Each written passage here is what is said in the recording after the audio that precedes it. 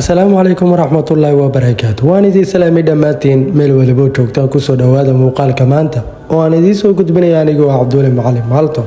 Qatar Airways waa shirkadda duulimaadyada waddanka Qatar, isla markaasina ka mid ah shirkadaha duulimaadyada guulaha waaweyn ka gaaray caalamka. howlgalladeeda waxay bilowdeen sanadkii 1994 markii ay shirkaddu ahayd mid aan awood badan lahayn oo u adeegta gobollo kooban, waxaana lagu bilaabay 2 diyaaradood oo kaliya.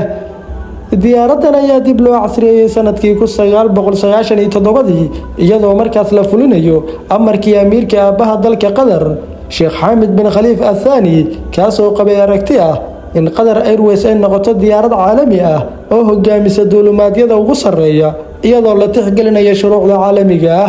Qatar Airways ayaa tan iyo markaas noqotay mid ka mid ah duulimaadyada ugu kabaca badan taariikhda duulimaadyada, iyadoo sanadba sanadka ka sii dambeeya celcelis ahaan laba jibaaratay dhanka diyaaradaha. horumarka Qatar Airways ayaa waxaa horseed u ahaa Abkar Al-Bakr oo loo magacaabay inuu hogaamiyo shirkadaasi sanadkii 1997, waxa uuna ku guuleystay in shirkadda Qatar Airways ay abaalmarino ku guuleysato isla markaasina noqoto shirkadda diyaaradaha ugu wanaagsan caalamka. balse intaan u gudagelin barnaamijkeena, like saar muuqaalkan si uu u gaaro saaxiibo badan, share leh oo la wadaag saaxiibadaada si aan u helno saaxiibo u wanaagsan sida adigoo kale. hana hilmaamin inaad follow dhahdo page-keena, sidoo kalena subscribe dheh YouTube channel-keena, gambaleelkana furo si aad u heshid barnaamijyada cusub ee aan soo gelino. mahadsanid. intii uu hogaaminayay Mr. Al-Bakr, Qatar Airways waxa ay noqotay mid hormuud u ah duulimaadyada gobolka iyo caalamkaba, waxayna kasbatay dad badan oo adduunka daafihiisa kala duwan ku nool marka loo fiiriyo adeegeeda wanaagsan.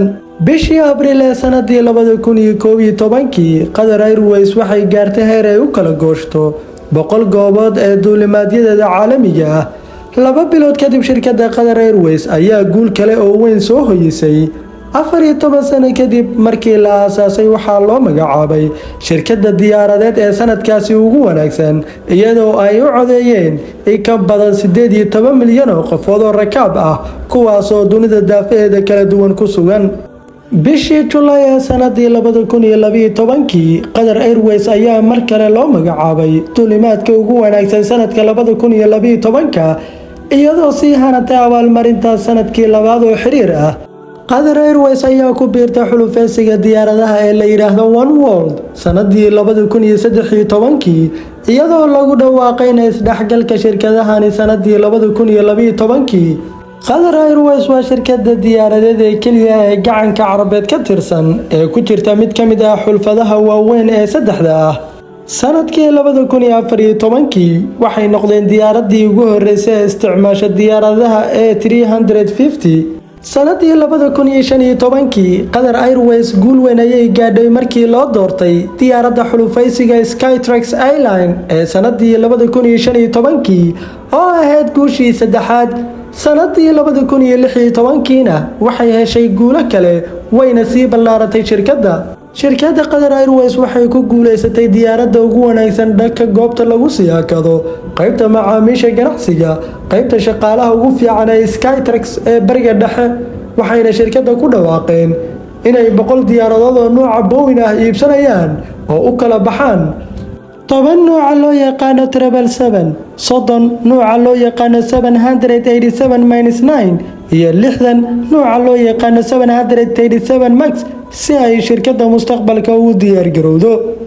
waxayna sidoo kale ahayd iibkii ugu weynaa abid diyaarado lagu iibsado oo ku kacaya lacag lagu qiyaasay 90 bilyan oo dollar.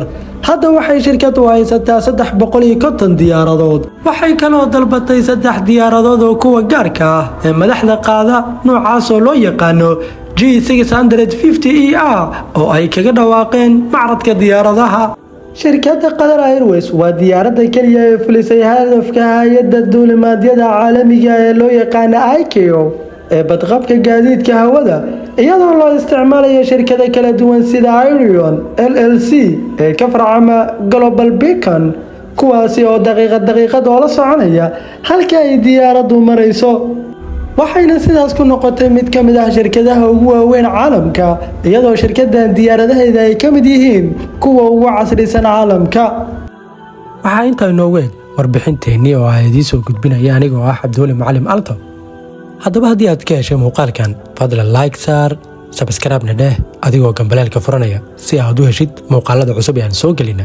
hana hilmaamin inaad asxaabtaada la wadaagtid adigoo sheer garanaya muuqaalkan. mahadsanid.